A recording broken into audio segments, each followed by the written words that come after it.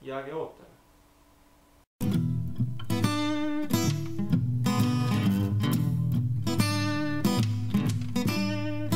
Just a louder father.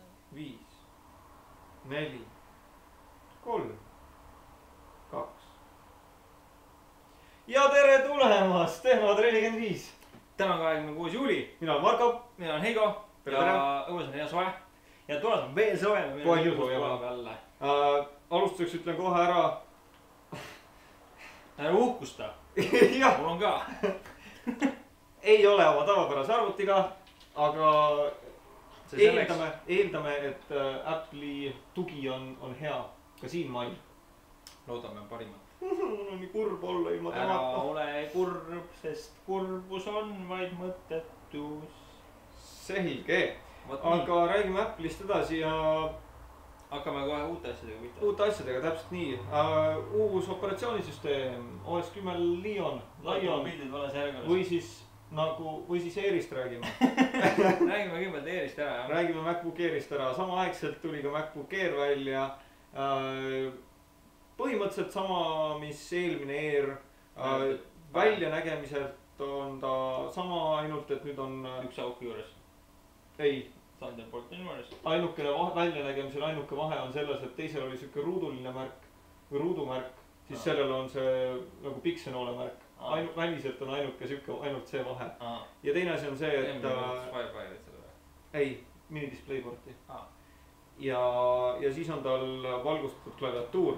Vinge. Aga sisemiselt Oota, ma näitan pildid ka ära. Mul on palju pilte. see on hästi palju pilte või? Jaa. Ilus. Päriselus ei ole nii suur. Veel on vahe asi, et kasutavad Bluetooth 4.0, mis on väga erakordne ja see on backlit keyboard. jah, et ma veel ei ole aru saanud, miks Apple seda tegi, sest tavaliselt ta sihukeste viimase asjaga nagu kaasa ei lähe. Aga seal see on ja protsessorid i3-d. ei ole. Algavad i5-st ja lõpetuvad i7-ga. Are you sure about that? No, ma olen suhteliselt kindel, aga sellegipoolest Vist oli jah. väga kiire, väga tore, 4 giga RAM-i, 256 giga SSD kõva ketas. Shiny, tore, et kui raha on, siis igal juhul soovitan, sest et eelmise põlvkonna oma on väga mõnus käes ja väga okei. Hinnad alates siis 1000 USA dollarist, kõige odavama 11 tollise versiooni eest ja kuni $1600 siis kõige kangema versiooni eest. No, et neid tegelikult saab veel natukene modida seal poes. natukene kallimaks saab teha neid. Et noh, nad tegelikult jäävad ikkagi selle sama hinnaklassi, mis on vana või nagu praeguse Eestis praegu müüdava mudeli hinnad, et 11-tolline algab 1049 eurost ja 13-tolline algab 1349 eurost. Ja ülespoole võib siis mõelda sinna juba rohkem. Võib mõelda rohkem. Aga ikkagi operatsioonisüsteemist tahan räägi nüüd oma operatsioonisüsteemist. Oleme seda korra maininud siis, kui see nagu teatati. Palju muudatusi sellel ei ole selle peale tulnud. Mis seal kiiresti võtame üle siis, mis seal on, et üldine põhimõtteliselt üldine sihuke lähenemine on ikkagi minnakse selle sama iPadi peal nähtava iOS-iga sarnaseks, ehk siis sellised asjad nagu launch control on sinna nüüd sisse ehitatud, mis tegelikult kõik sinu programmid laob täpselt samamoodi nagu iPadil. Seal on, mis seal siis veel on, failide nagu automaatsalvestamine, nende eelmiste versioonide nägemine, seda küll ainult Apple'i enda toodetel loomulikult. On full screen appid, ja on erinevad desktopid, mis on väga kergesti on võimalik teha, ehk siis kui te muidu olete selle Exposeega harjunud, et sul tõmbas nagu asjad laiali ja dashboard, mis tuli ette, siis Expose ja dashboard on nüüd ühendatud ja seal on võimalik erinevaid desktoppe teha ja siis on võimalik need programmid niimoodi üksteise järjekorda panna ja uute nende, kas see oli vist 3 või 4 sõrme liigutusega touchpadil on võimalik siis nende programmide vahel vahetada. Ja üks väga tore muudatus veel on see, et scroll automaatselt toimib nüüd vastupidi, ehk siis muidu toimib nii-öelda nagu iPadil ja nagu touch asjadel, et kui sa tõmbad, tähendab alla kerimiseks pead sa üles lükkama. Ehk siis noh, nagu sa lükkaksid lehte füüsiliselt, eks ju, siis siin on touchpadi peal see sama asi nagu võetud, et noh, on nagu ta on, harjumist vajab, aga õnneks on võimalik see ka välja lülitada või noh, nii-öelda taastada eelmisele kujule. Just nii. Ja üks asi veel, kõik, kes kasutavad praegu Snow Leopardi peal Bootcampis Windows 7, siis olge ettevaatlikud. Osadel on see kurja teinud, samuti ei ole enam võimalik teil Lionile nagu uuendades, ei ole võimalik teil minna muudele operatsioonisüsteemidele, ehk siis ei ole võimalik minna XP-le ja ei ole võimalik minna Vistale, et on ainult Windows 7 ja Linuxi erinevad distrod. Ja mis siis veel, ja ka soovitati seda kindlasti, et kui te olete professionaalne kasutaja, siis või teil on tuttavaid, kes teie käest juhuslikult küsivad, et professionaalseid programme kasutavad, siis ärge veel seda uuendust tehke, sest et kõik tootjad või kõik programmide tootjad ei ole enda programme uuendanud ja seal võib tekkida ebakõla natukene. Kõigi eestlaste kõige lemmikuma Androidi rakenduse juurde. Androidi omanikud nüüd olge hästi tähelepanelikud, sest et ma arvan, et keegi teist ei pettu selles programmis. Kui meil on suurenäpulised võib-olla. Suurenäpulised võib-olla. Eriti rõõmsad peaks olema kõik Android tahvelarvutite omanikud. Selle asja nimi siis Multilink Keyboard. Leiate selle App Store'ist, täiesti tasuta on see. Siit video ka pärast. Täpselt nii. Ja põhimõtteliselt asendab teie praeguse klaviatuuri. Ja sinna on võimalik siis erinevaid keeli lisada. Ja üheks nendeks keeleks meie õnneks on täiesti eesti keel, mis siis teeb selle, et kasutades, hakates midagi otsima, siis kui siit ka näha on, siis tegelikult on olemas kõik täpitähed ja mitte ainult ei ole olemas kõik täpitähed, vaid lisaks toimib eesti sõnade ettearvamine, mis oli minu arust toimis nagu super hästi. Nii palju kui ma seda proovisin, siis enamus sõnu ta ikkagi nagu pakkus, kas esimese 3 seas ära juba. Väga lihtne on ka neid muuta. Ja ise salvestada sinna juurde. Antakse sulle siia peale veel nagu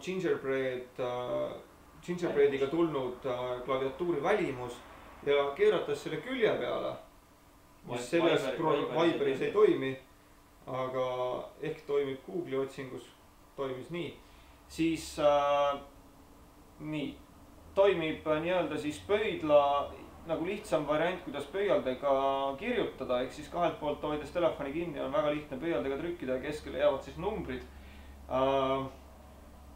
Ma ei tea, ma olen väga rahul sellega. Ja, ärge seda väikeste ekraanidega telefonide peale proovige, see osutub võimatuks. Jah, seda küll, et küll on siin võimalik selle nuppude suurust veel natukene muuta, aga seda vähem jääb teil sinna üles ruumi kindlasti. Soovitaks, mis sa ise arvad, 3,7 võib juba proovida? Ma arvan küll. Jah, et sellest nelja peal oli see lapik juba niimoodi päris väike. Päris väike. Noh, alustame 4 siis. Meie soovitus on 4 alustada. Meie soovitus on 4 alustada. Sinna juurde tuleb tõmmata väiksed pluginid, sest et see programm ise tuleb ainult hispaania keelega automaatselt. Et need on ka samamoodi tasuta väga väiksed downloadid ja lähevad kiiresti peale ja mitte midagi keerulist seal ei ole. Ja lingid on siis ka siin allpool näha. Ja kui probleeme on, siis nagu ikka saade Tehnovaade ja aitame teid üle. Probleemid, jah. Jah. Ja siis selline asi, kes tahab oma sõpradega tasuta rääkida, aga on siiamaani kasutanud selleks Skype'i ja nüüd on avastanud, et kurat Skype'i ka nagu esiteks sööb nutitelefoni akut ja siis ta arvutite peal jookseb niisama kogu aeg kokku ja Skype on telefoni peal ikka paras nuhtlus tegelikult. Ja ta küll toimib, temal on suur eelis see, et tal on lihtsalt hunnikuga kasutajaid, on ju. aga tegelikult ta ei ole ikka nagu väga ta ei ole mõeldud selle jah. jaoks. aga Viber on. jah, ja Viber on tegelikult programm, mis oli senini oli väga lukus, ta oli nagu nii-öelda regionaalselt oli lukus ja mitte ainult seda, ta toimis ainult iPhone'i peal. Siis nüüd on ta tulnud ka Androidile ja ka Eestisse. Ja töötab super hästi, et sai täna proovitud nii teise Androidi peale helistamist kui iPhone'i peale helistamist ja mõlemal oli. Proovisin ka iPadi peale rakenduse tõmbamist, kuid see ütles, et ta veel väga ei funka siin peal. Probleem on selles, et sinu Viberi konto seotaksegi, ongi sinu telefoni number ja sellega see autoriseerimine käib. Ja põhimõtteliselt otsib kohe üle sinu selle inimeste nimistu, vaatab, kellel need on ja tasuta programm täielikult, samamoodi on sinna sõnumid pandud ja ma arvan, et see igal juhul, me oleme rääkinud tasuta SMS-i teenustest enne, siis tegelikult see on ikka kõvasti parem, kuna see on juba 2 platvormi peal, eks. Ja on ka kõned, mitte ainult. Kik on ka, aga siin on kõned ka veel.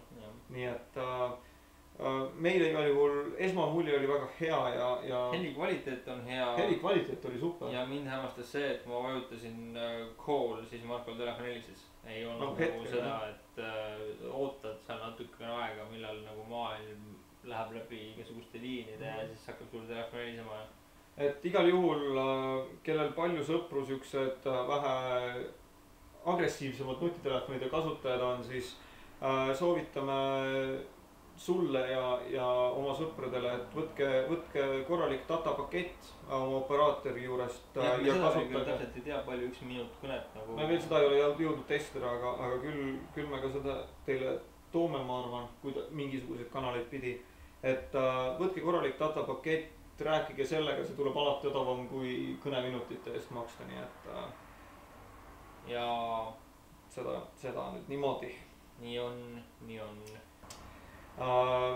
Ja üks asi veel siis Google Plus, millest mina fänn olen täielik. Kutsume teid ka lugema, tehnovade.eu on lühike tutvustus, see ei ole väga nagu arvustus, see on rohkem tutvustus võimaluste kohta.